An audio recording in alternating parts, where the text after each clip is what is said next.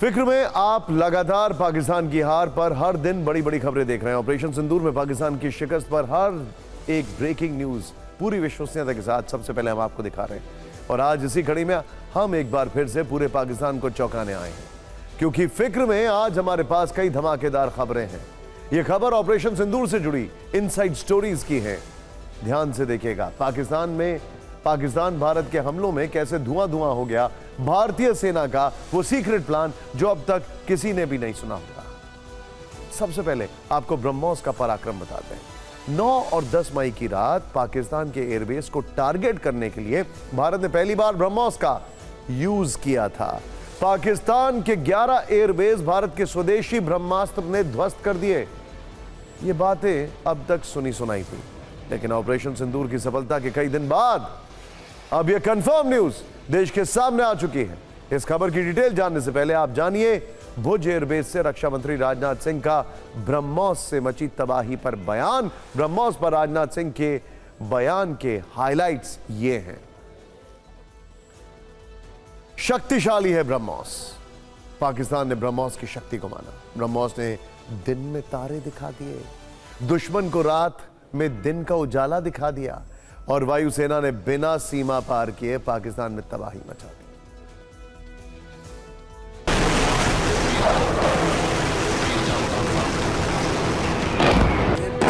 BrahMos missile की ताकत को तो पाकिस्तान ने खुद स्वीकार कर लिया। हमारे देश में एक कहावत काफी पुरानी है, और वह है दिन में तारे दिखना।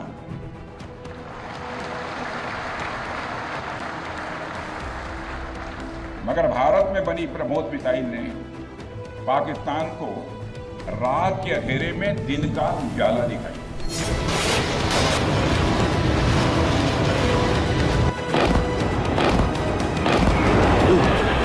साथियों, कोई छोटी बात नहीं है कि हमारी एयरफोर्स की पहुंच पाकिस्तान के हर कोने तक है, और यह बात पूरी तरह से साबित हो चुकी है।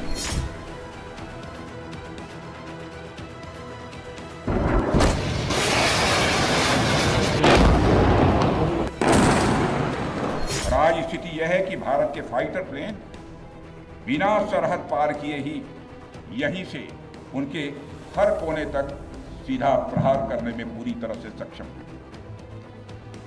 और पूरी दुनिया ने देख लिया है कि कैसे आपने पाकिस्तान की धरती पर मौजूद आतंकवाद के 9 ठिकानों को ध्वस्त कर दिया। बाद में की गई कार्रवाई में उनके अनेक एयरबेस भी तबाह कर दिए। रक्षा मंत्री राजनाथ सिंह ने अपने बयान से इस न्यूज पर मोहर लगा दी है कि हां, हमने ब्रह्मोस का इस्तेमाल किया, पाकिस्तान के विरुद्ध किया, और ब्रह्मोस का यह इस्तेमाल भारत की सेना ने दुश्मन देश पर पहली बार किया था। लेकिन ब्रह्मोस नाम का यह ब्रह्मास्त्र भारत ने पाकिस्तान पर चलाने से पहले एक अचूक रणनीति बनाई थी। ध्यान से सुनिएगा। न्यूज एजेंसी एनआई ने सूत्रों के हवाले से जो खबर दी है उसके अनुसार 9 और 10 मई की रात को ऑपरेशन सिंदूर के दौरान भारतीय वायुसेना के अफसरों ने सबसे पहले डमी एयरक्राफ्ट से पाकिस्तान को चक्रव्यूह में फंसाया। उसके बाद ब्रह्मोस मिसाइल से पाकिस्तानी एयरबेस को उड़ाया। भारत ने उस रात 15 ब्रह्मोस मिसाइल से पाकिस्तान पर ताबड़तोड़ हमले किए थे। भारत के ब्रह्मोस वाले एक्शन में पाकिस्तान के 11 एयरबेस तबाह हो गए थे। आपको ब्रह्मोस से मची तबाही के कुछ वीडियोस फिर से याद दिलाते हैं। ध्यान से देखिएगा। यह पाकिस्तान का नूर खान एयरबेस है।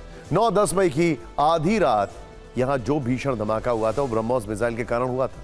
यह पाकिस्तान का रहीम यार खान एयरबेस है। कहा जा रहा है कि 9-10 मई की आधी रात को यहां भी ब्रह्मोस से तबाही मची।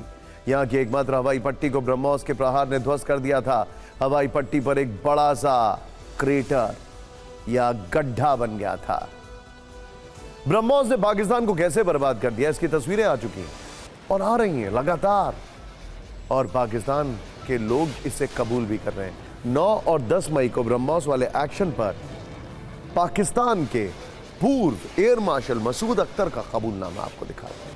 इसके लिए पहले आपको 2 तस्वीरें देखनी चाहिए। पाकिस्तान के एयरबेस की तस्वीर है, ध्यान से देखिए। बिफोर एंड आफ्टर, बिफोर और आफ्टर। ये देखिए अब आप, ये जो इसका रूफ है, ध्यान से देखिए यहां पर, और अब जरा यहां पर आइए। ये हाल देखिए अब आप इसका। ये देखने में छोटा गड्ढा है, लेकिन जब जाएं तो ये पाकिस्तान की साख और ये जो शेड है इसमें बहुत बड़ा गड्ढा है। ब्रह्मोस अटैक से पहले और बाद की तस्वीर क्या थी ये हमने आपको दिखा दिया। इस तस्वीर में साफ साफ देखा जा सकता है भारत ने ब्रह्मोस से पाकिस्तान के भोलारी एयरबेस को तबाह कर दिया। इस तस्वीर को शहबाज शरीफ और असीम मुनीर को जरूर देखना चाहिए, क्योंकि उन्हीं के पूर्व एयर मार्शल का यह दावा है। एक इंटरव्यू में पाकिस्तान के पूर्व एयर मार्शल मसूद अख्तर ने माना कि भारतीय सशस्त्र बलों ने लगातार 4 ब्रह्मोस मिसाइलें दागी। 9-10 मई की रात भारत ने पाक पर ब्रह्मोस से अटैक किया था। भारत ने ब्रह्मोस से भोलारी एयरबेस को तबाह किया था। भारत ने ब्रह्मोस से पाक के एवैक एयरक्राफ्ट को तबाह किया था। हमले के समय एवैक्स एयरक्राफ्ट भोलारी एयरबेस पर तैनात था। भारत ने जिन 11 एयरबेस पर अटैक किया था उसमें भोलारी भी था, और जब यह अटैक हुआ तो कहा जाता है कि नासा की सैटेलाइट ने भी इसे कैप्चर किया। आपको बता दें, एवैक का मतलब होता है airborne warning and control system विमान। यह एक विशेष प्रकार का विमान होता है जो हवा में उड़ने के दौरान किसी भी क्षेत्र की लगातार निगरानी करता है, और यह आम विमान से ज्यादा ऊंचाई पर उड़ता है। यह एक तरह से आसमान में उड़ती हुई आंख है, और भारत ने पाकिस्तान की इसी आंख पर उस रात ब्रह्मोस से गहरी चोट पहुंचाई। अब सुनिए पाकिस्तान के पूर्व एयर मार्शल का यह दावा, जो मुनीर और शहबाज के झूठे बयानों पर एक स्ट्राइक है।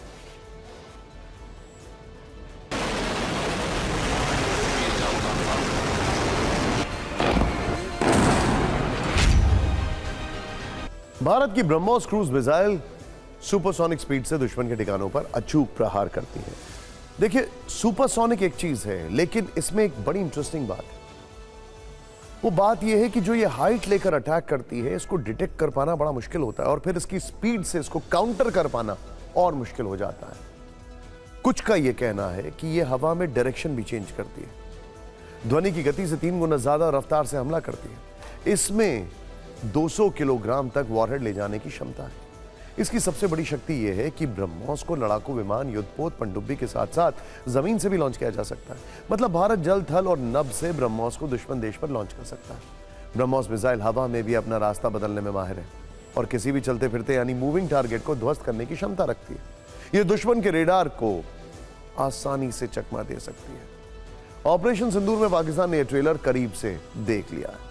ब्रह्मोस भारतीय सेना का एक विश्वसनीय सोल्जर है। ब्रह्मोस को भारत और रूस की कंपनी एक समझौते के तहत बनाते हैं। इस मिसाइल का नाम 2 नदियों के नाम को जोड़कर बनाया गया है।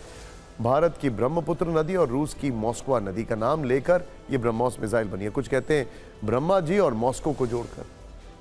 खैर, अब इसको भारत में बनाया जा रहा है, यानी यह स्वदेशी है, मेड इन इंडिया। और स्वदेशी हथियारों की चर्चा के बीच आज रक्षा बजट को लेकर भी एक बड़ी खबर आई है। एक ऐसी खबर जिसे सुनकर पाकिस्तान की बेचैनी और बढ़ सकती है।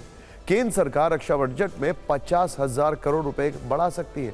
रक्षा मंत्री ने सरकार को फंड बढ़ाने का प्रस्ताव दिया है। संसद के शीतकालीन सत्र में इस प्रस्ताव को मंजूरी मिल भी सकती है। इसके तहत नए हथियार, गोला बारूद और तकनीक की डील होगी। रिसर्च एंड डेवलपमेंट पर भी खर्च किया जाएगा। इंटरेस्टिंग बात क्या है, भारत अब से कुछ साल पहले तक डिफेंस का बड़ा एक्सपोर्टर नहीं था, लेकिन आज हम एक बहुत बड़ा डिफेंस का एक्सपोर्टर भी बन चुके हैं। खैर, सरकार ने यह फैसला ऑपरेशन सिंदूर की अपार सफलता के बाद लिया है, जिसका मकसद है हर हाल में सेना की शक्ति को बढ़ाना और दुश्मन को हर चाल पर करारा जवाब देना। भारत अब अपने इन्हीं स्वदेशी हथियारों के दम पर दुनिया भर में तेजी से उभरता हुआ वेपन एक्सपोर्टर बनता जा रहा है, और अब कई देश भारत से ब्रह्मोस की डिमांड कर रहे हैं। दावा है कि ये सभी ऐसे देश हैं जिनके साथ बातचीत एडवांस स्टेज में है, और ब्रह्मोस में रुचि दिखाने वाले ये देश इंडो पैसिफिक क्षेत्र और पश्चिमी एशिया के हैं। इनमें फिलीपींस एक ऐसा मुल्क है जिसके साथ जनवरी 2022 में ब्रह्मोस मिसाइल की डील हो चुकी है। इसके अलावा जिन देशों के ब्रह्मोस को खरीदने की अटकलें, उनमें इंडोनेशिया, वियतनाम, मलेशिया, संयुक्त अरब अमीरात, सऊदी अरब, Thailand, Brunei, Brazil, Argentina, Venezuela, Egypt, Qatar. BrahMos जो है वो उसकी वेटिंग लिस्ट में। ज्यादातर मुल्क जो आपको दिखाई दे रहे हैं वो चाइना से परेशान है, और बाकी वो जो एक अच्छी टेक्नोलॉजी, एक अच्छा वेपन सिस्टम, एक रिलायबल वेपन सिस्टम कम दाम में लेना चाहते हैं। खैर, ऑपरेशन सिंदूर में ब्रह्मोस ने अपने जबरदस्त एक्शन से सिर्फ पाकिस्तान ही नहीं बल्कि पूरी दुनिया को चौंका दिया।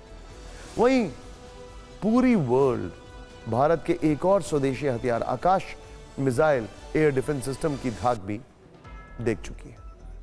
ये तो हम सबने देखा है कि पाकिस्तान के ड्रोन और पाकिस्तान की मिसाइलों के लिए आकाश तीर आसमान में कैसे काल बना था। जिसके बाद कुछ एक्सपर्ट्स तो यहां तक कहने लगे हैं कि इजराइल का आयरन डोम जहां 97% कारगर है और अमेरिका का पेट्रियट और थार्ड जहां 85% तक सफल है, वहीं भारत का आकाश 100% सक्सेसफुल मिसाइल सिस्टम है और ब्रह्मोस की तरह आकाश की डिमांड भी तेजी से बढ़ने लगी है। लेकिन इस बीच खबर यह भी है कि भारत जुलाई में आकाश एयर डिफेंस सिस्टम की दूसरी खेप आर्मेनिया को देने जा रहा है। इसमें ट्विस्ट है, अजरबैजान और आर्मेनिया की दुश्मनी जग जाहिर है। भारत के इस फैसले से पाकिस्तान का दोस्त अजरबैजान तिलमिलाया हुआ है। भारत और आर्मेनिया के बीच वर्ष 2022 में बड़ी डिफेंस डील हुई थी। आर्मेनिया ने भारत से सतह से हवा में मार करने वाले आकाश एयर डिफेंस सिस्टम की 15 यूनिट खरीदने का फैसला किया। यह पूरा सौदा 60 अरब रुपए का है।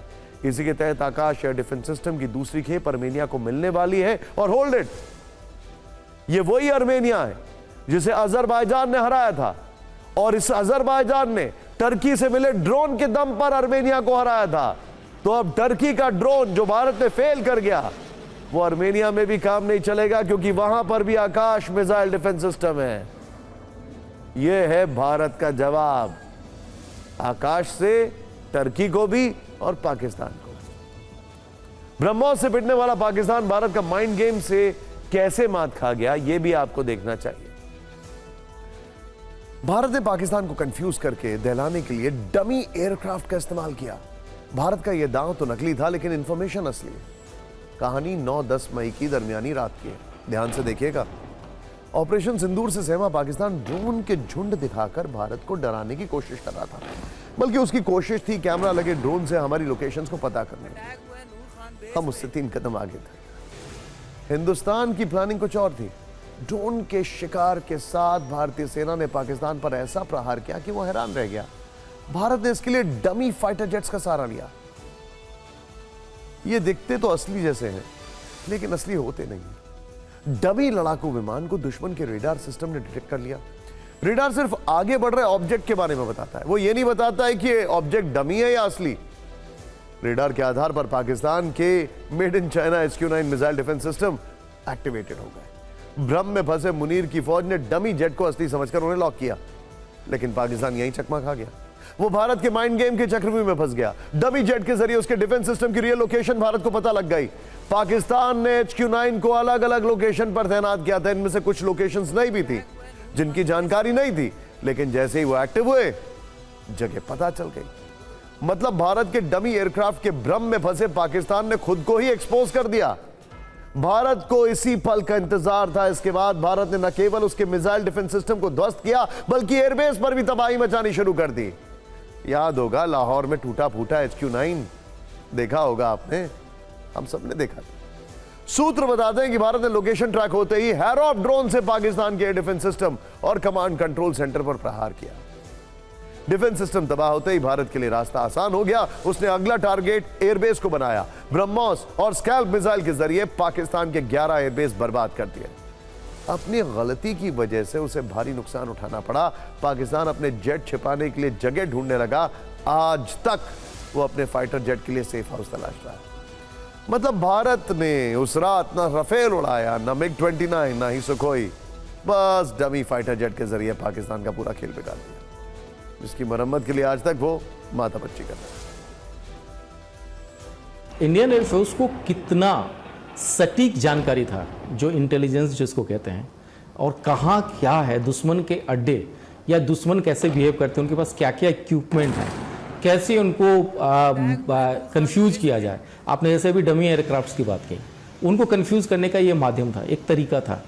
और हमने जब ये काम किया, वो कितना निशाने पे मतलब लगा, ये इसका प्रमाण है कि जब हमारे सारी मिसाइलें, चाहे वो क्या नाम है हमारा इंडिजिनस, खासकर इंडिजिनस मिसाइल, आकाश मिसाइल हो, चाहे हमने स्कैल्प मिसाइल लिए हैं या हारूप मिसाइल इजराइल से लिया है हमने, या मेज मिसाइलें, वो सारे कितने कामयाब हुए, ये इसका एक परफेक्ट एग्जाम्पल है। डमी विमान का एकमात्र उद्देश्य जो है वो दुश्मन को धोखा देना और उसे भ्रमित करना होता है, जिससे उन्हें विश्वास हो जाए कि कोई वास्तविक खतरा आ रहा है। और फिर जब दुश्मन रिएक्ट करता है तो उसकी खुफिया सैन्य जानकारी मिल जाती है। उसके बाद रियल अटैक शुरू होता है। डमी प्लेन का एक लक्ष्य दुश्मन के एयर डिफेंस को भ्रम में फंसाना होता है ताकि वो इधर उलझा रहे और असली हमले के वक्त कमजोर पड़ जाए। हमारे जितने भी दर्शक हैं, अब आपको कुछ हिस्टोरिकल फैक्ट्स हम बताने वाले हैं डमी या फेक अटैक को लेकर। प्लीज कहीं मत जाइए, देखिए जरा, सीखिए जरा। यूक्रेन से युद्ध के दौरान ऐसा देखा गया कि रूस ने नकली जेट की रंगाई पुताई करके एयरबेस पर तैनात कर दिया ताकि यूक्रेन भ्रम में फंस जाए और वो नकली एयरक्राफ्ट पर अपने हथियार बर्बाद करे। दूसरे विश्व युद्ध के दौरान अमेरिका ने घोस्ट आर्मी बनाई। घोस्ट आर्मी 1100 अमेरिकी कलाकार, डिजाइनर, इंजीनियर और अन्य कलाकार शामिल थे। इस घोस्ट आर्मी ने जर्मनी की सेना को काफी कंफ्यूज किया। इसी विश्व युद्ध में ब्रिटेन ने नकली एयरफील्ड, नकली शहर और फैक्ट्रियां बनाई थी ताकि असली समझकर जर्मनी के बॉम्बर्स वहां अपने बम और गोले बर्बाद करें। पहले विश्व युद्ध के दौरान भी इसी तरह के डमी वेपन का इस्तेमाल देखा गया था। पहले विश्व युद्ध में जर्मनी ने धोखा देने के लिए लकड़ी के टैंक बनाए थे। यानी हथियारों के डमी सिस्टम वाला कॉन्सेप्ट पुराना है। निष्कर्ष यह है कि डमी हथियारों ने बड़े बड़े युद्ध में गेम बदलने में भूमिका निभाई, लेकिन लगता है कि पाकिस्तान के रणनीतिकारों का ध्यान इस पर नहीं था। हालांकि जो उनके आर्मी चीफ थे वो खुद ही डमी बनकर बैठे थे जब हमारे हमले चल रहे थे। उनकी हालत खराब थी। खैर, आज भुज एयरबेस के दौरे पर गए रक्षा मंत्री राजनाथ सिंह ने भी भारत के स्वदेशी हथियारों की जमकर तारीफ की। रक्षा मंत्री राजनाथ सिंह की उस जमीन से दुश्मनों को ललकारा जो भारत के वीर वायु योद्धाओं के पराक्रम की पहचान है। लेकिन शुरुआत एक तस्वीर से करते हैं, देखिएगा। कुछ दिखा आपको? जरा ध्यान से देखिए। जो टेक्स्ट लिखा है उसको देखिए, क्या लिखा है। अब देखिए क्या है। कहते हैं ना, a picture can speak 1000 words. यहां पर 1000 नहीं, मिलियंस हैं, क्योंकि ये वॉर जोन है। भुज एयरबेस पर पहुंचकर जब राजनाथ सिंह ने ऑपरेशन सिंदूर में देश की वायुसेना की वीरता की कहानी सुनाना शुरू किया, तब पीछे एक तस्वीर दिखाई दी। ये भारत का पिचौरा मिसाइल सिस्टम है। यह मध्यम दूरी का जमीन से हवा में मार करने वाला मिसाइल सिस्टम है। जब राजनाथ सिंह भारतीय योद्धाओं की वीर गाथा सुना रहे थे, तब बार बार इस मिसाइल सिस्टम पर नजर जा रही थी। किसी भी युद्ध में युद्ध नीति के साथ कूटनीति बहुत मायने रखती है। ध्यान से देखिए तस्वीरें। और इस बात को देश के प्रधानमंत्री से लेकर रक्षा मंत्री ने आत्मसात कर लिया। यही वजह है कि जब प्रधानमंत्री मोदी आदमपुर एयरबेस पहुंचे, तब उनके पीछे पहली बार भारत ने दुनिया के सामने अपना S-400 एयर डिफेंस सिस्टम दिखाया। और जब राजनाथ सिंह भुज एयरबेस आए, तब उनके पीछे पिचौरा मिसाइल सिस्टम दिखाई दिया। बड़ी बात यह है कि 3 दिन तक चले युद्ध में पाकिस्तान ने दोनों एयरबेस पर हमले की कोशिश की, लेकिन वो हर बार नाकाम रहा। और पाकिस्तान को सबक सिखाने के बाद प्रधानमंत्री और रक्षा मंत्री ने उस धरा से दुश्मनों को ललकारा जो भारत की विजय का प्रतीक है। एक और बात, हम आज भी अलर्ट हैं, हम आज भी तैयार हैं, और इसका इंडिकेशन रक्षा मंत्री जी ने दिया है, वो आपको आगे बताएंगे। आज हम इस शो में आपको आगे दिखाएंगे कि आखिर राजनाथ सिंह के पीछे दिखने वाला पिचौरा मिसाइल सिस्टम है क्या, और इसके अलावा राजनाथ जी ने भुज को ही क्यों चुना, इस पर भी फिक्र की फाइल खोलेंगे। लेकिन पहले बात कर लेते हैं उनके जोशीले भाषण की, क्योंकि इसमें न सिर्फ देश के जवानों का शौर्य है, बल्कि दुश्मन के लिए एक सख्त संदेश भी। आज राजनाथ सिंह ने रामायण के उस दोहे का भी जिक्र किया जब भगवान श्री राम ने पृथ्वी से सभी राक्षसों के वध का संकल्प लिया था। उसी तरह भारत ने भी आतंक को जड़ से खत्म करने का संकल्प लिया है। आज राजनाथ सिंह जी ने कहा, ऑपरेशन सिंदूर सिर्फ ट्रेलर था, सही समय पर पूरी पिक्चर दिखाएंगे। आतंकवाद का हम लाउडर एंड स्ट्रॉन्गर जवाब देंगे। ये वो सिंदूर है जो श्रृंगार का नहीं बल्कि शौर्य का प्रतीक है। आप भी राजनाथ सिंह के भाषण पर ये न्यूज रील जरूर देखें।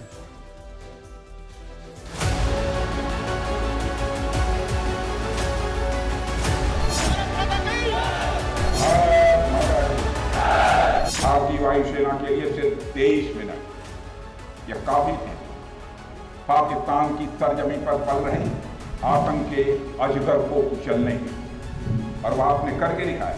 जितनी देर में लोग नाश्ता पानी निपटाते हैं, उतनी देर में आपने दुश्मनों को निपटाया। हमारी एयरफोर्स की पहुंच पाकिस्तान के हर कोने तक, और यह बात पूरी तरह से साबित हो चुकी है। पाकिस्तान में आतंकवाद और वहां की सरकार का चोली दामन का संबंध है। आपने पूरे देश को यकीन दिलाया है कि नया भारत अब सहन नहीं करता, बल्कि वह पलट कर जवाब देता है।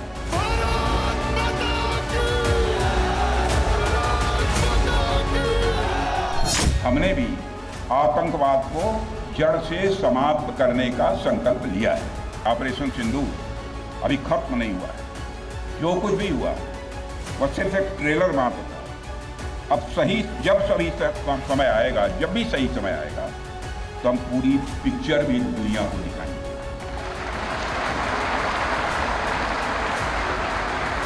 वर्तमान सीज फायर में हमने पाकिस्तान को बिहेवियर के आधार पर अभी प्रोबेशन पर रखा हुआ है। यदि उसका बिहेवियर सुधरता है तब तो ठीक, और यदि बिहेवियर में फिर से गड़बड़ी आती है तो उसको कड़े से कड़ा दंड दिया जाएगा। और अब उस तस्वीर का जिक्र जो भुज में राजनाथ सिंह के पीछे दिखी, यह है पिचौरा मिसाइल एयर डिफेंस सिस्टम। ये सभी जानते हैं कि ऑपरेशन सिंदूर के बाद पाकिस्तान बौखलाया हुआ है। अब देखिए एक इंटरेस्टिंग बात, अभी जो पाकिस्तान से तस्वीरें आ रही हैं वो तो हम आपको दिखाना नहीं चाहते क्योंकि बड़ी अजीब सी है।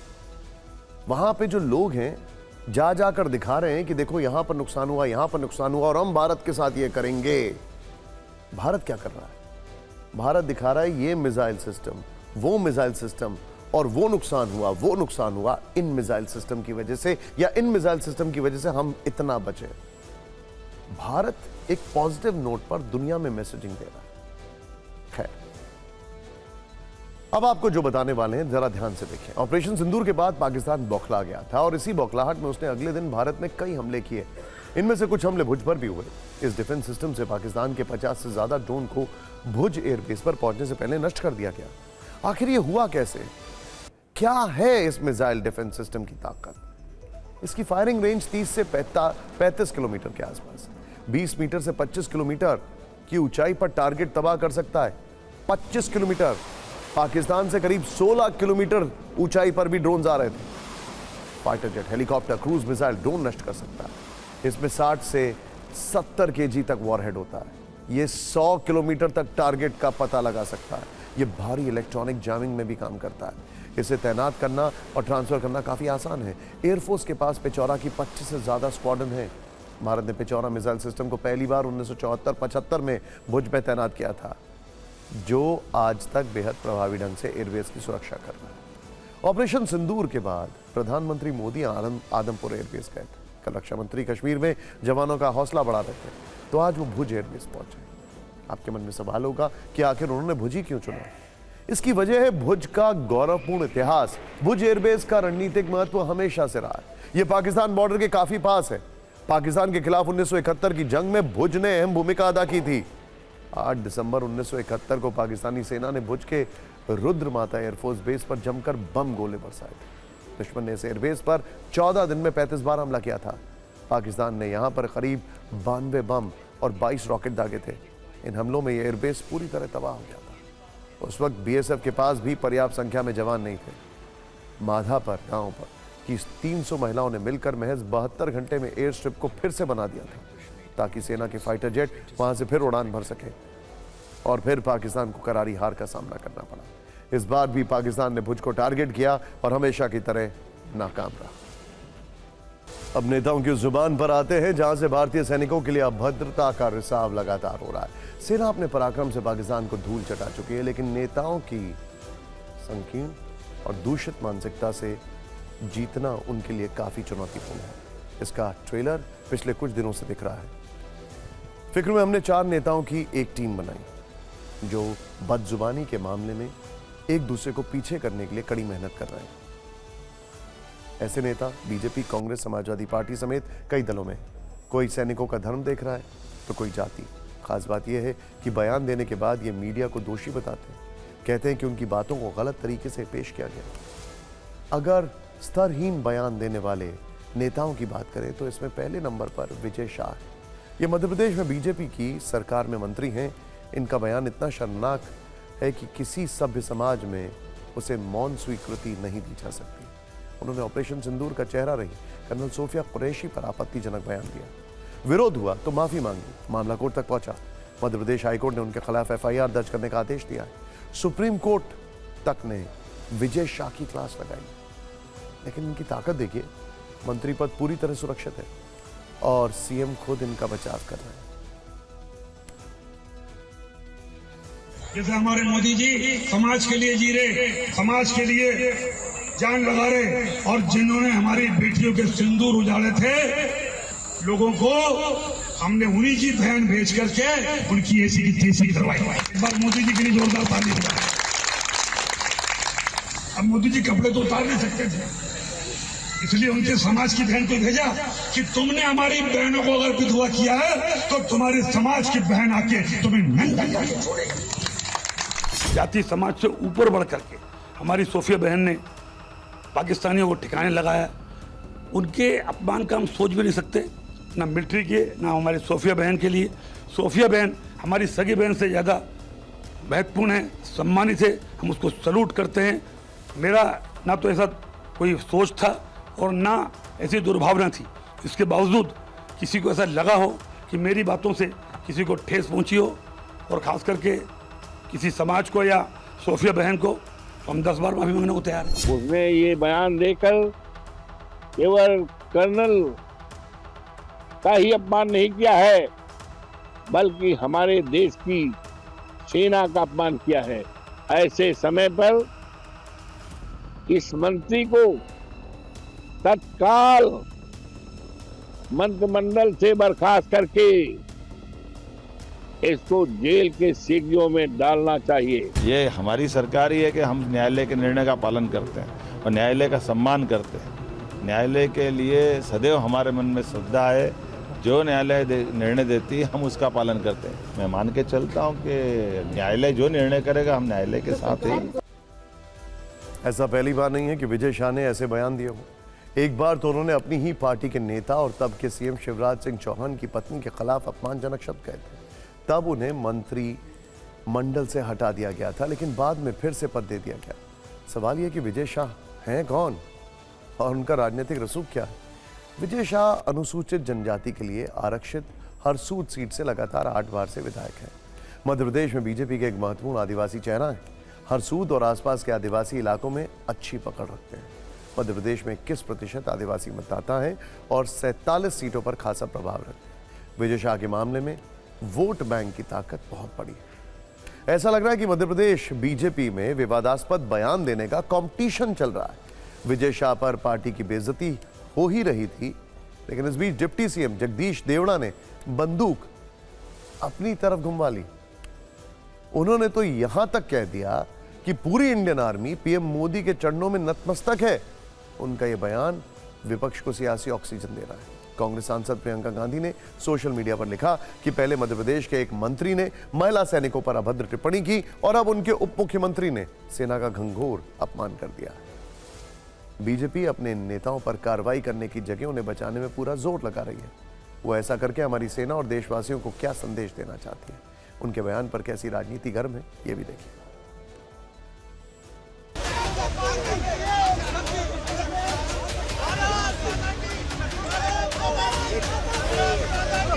और यशस्वी प्रधानमंत्री जी को हम धन्यवाद देना चाहेंगे। और पूरा देश की वो सेना, वो सैनिक उनके चरणों में नतमस्तक है। उनके चरणों में पूरा देश नतमस्तक है। उन्होंने जो जवाब दिया है उसकी जितनी सराहना की जाए, जितना कहा जाए, एक बार उनके लिए जोरदार ताली बजा करके।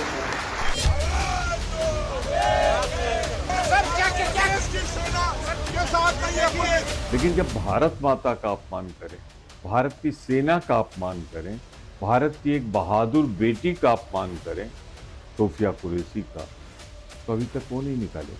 अब तो साफ हो गया कि हाई कोर्ट और सुप्रीम कोर्ट के बाद भी अगर वो नहीं निकाले गए तो इसके मतलब सही आरोपी और अपराधी भारतीय जनता पार्टी है, जिसने पाकिस्तान में घुसकर आतंकी कैंप निस्तो नाबूद किए, जिसने पाकिस्तान की रूह कपा दी। उस सेना के लिए कहना कि वो सेना किसी के चरणों में नतमस्तक है, ये पाप है और ये पाप बीजेपी के लोग, बीजेपी के उप मुख्यमंत्री, उनके वरिष्ठ नेता लगातार कर रहे हैं।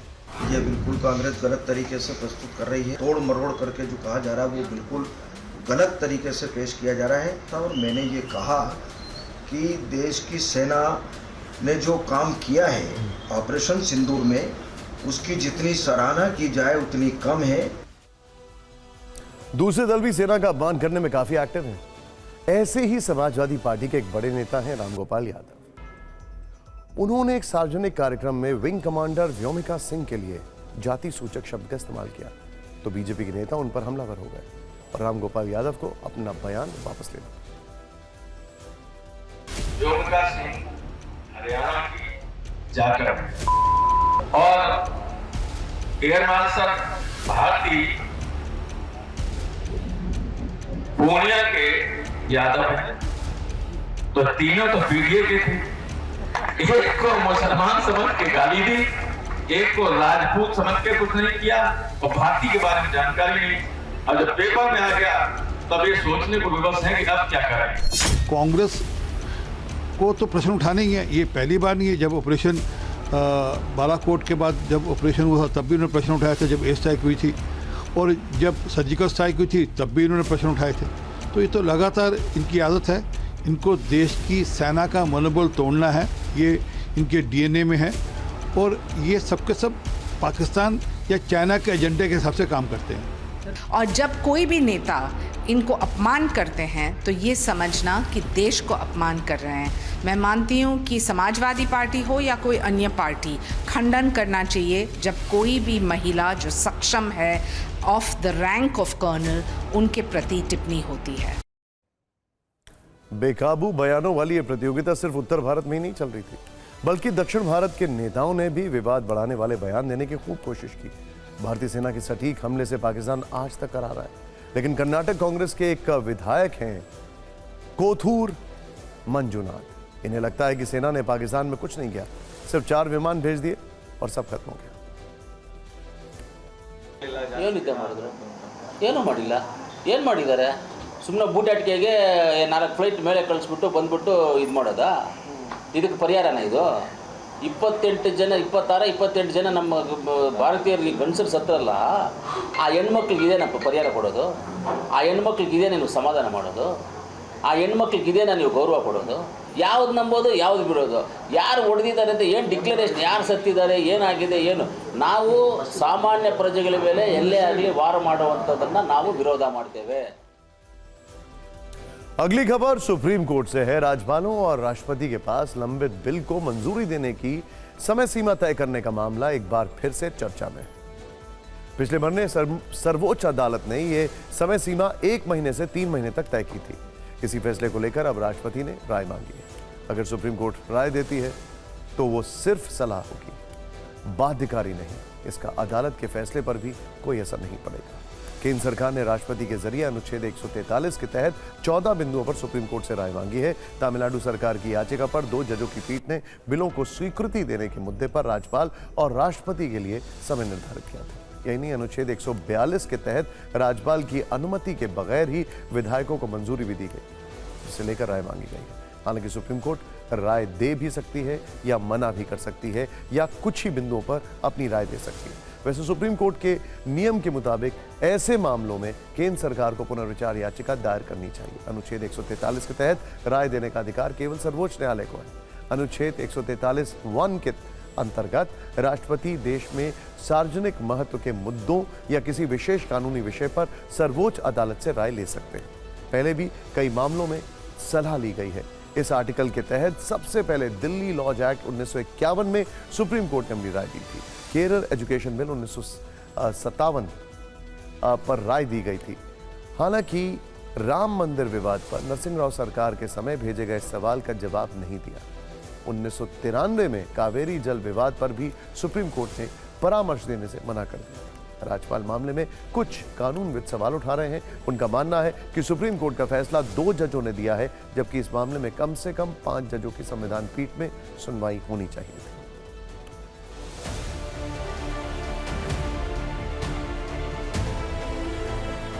तो अगर जजमेंट बाइंडिंग है तो अगर कानून क्लियर है, कानून गलत हो सकता है। मेरा भी मानना है कि मैंने पहले बोल रखा है कि अगर वो पॉकेट वीटो को फैक्टर इन नहीं किए तो शायद वो नहीं, गलत हो सकता है, जजमेंट गलत हो सकता है, लेकिन जजमेंट जो है बाइंडिंग है और आज के तारीख का वो कानून है। जब तक कि उसे आप रिव्यू द्वारा या क्यूरेटिव द्वारा हटा नहीं देते। अगर इस रेफरेंस को देखें और इसके प्रश्न देखें तो आपको दिखेगा, बड़ा स्पष्ट दिखेगा कि ये एडवाइजरी जुरिस्डिक्शन नहीं है, एडवाइजरी से बियॉन्ड जा रही है। जो मुझे लगता है अब जब अदालत में चलेगा, न्यायालय में चलेगा, तब तो पता लगेगा कि आगे कहाँ से कैसे बढ़ता है। सुप्रीम कोर्ट इस रेफरेंस को एक्सेप्ट करके इसमें आगे बहस करता है तो फिर इसमें बहुत सारे महत्वपूर्ण मुद्दे सामने आएंगे, जो संघवाद, केंद्र राज्य संबंध, अनुच्छेद 142 के इस्तेमाल और शक्तियों के विभाजन जैसी बातों पर नए सिरे से एक सभी की लक्ष्मण रेखा निर्धारित करेंगे।